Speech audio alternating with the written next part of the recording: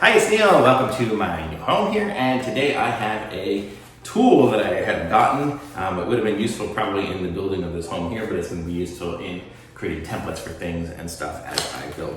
Like this room here is going to have a Murphy bed, so I'm going to have to build around some of the wall things and stuff like that to make it fit. But here you can kind of see what it is. It's a contour gauge. And so the way these things kind of work, if you've ever seen them before, it's pretty cool. It's probably Z-A-I-T-A-R, Zaitar. So what you do is you start off like that, and then you can put it around. So if you have like a wall where you have a, I have the baseboard, so I want to make sure that I get the right distance from the baseboard to the wall. I would go like this and push it in there, and well, it's so hard to do when I'm just holding it.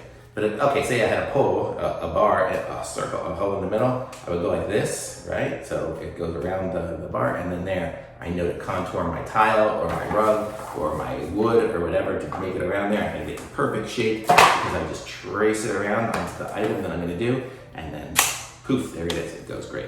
So that's what these things are for. I've had the contour gauges before. The one I had before was like this metal thing, and it was way smaller. So I like this one here. I got a plastic one. It's so nice. I'm just so used to this heavy thing. But this one here is so nice and light, and it slides so smooth. My other one, God, it was a mess. I don't know what happened. I guess it was probably rusted just over time. I think I had left it in my garage one time when I had some pool chemicals. But so this one here isn't gonna rust because it is that. And so what you can do is you can, you loosen it up. You got to get it to your shape. Then I guess you just can tighten it up there, and then it stays. Now I can't move it, so you've got your contour, or you just go like that, and then you can readjust it again. So pretty basic, and concept is great. And I like it. Even comes with a little measuring tool. You've got the centimeters and inches on the back there, so that's good.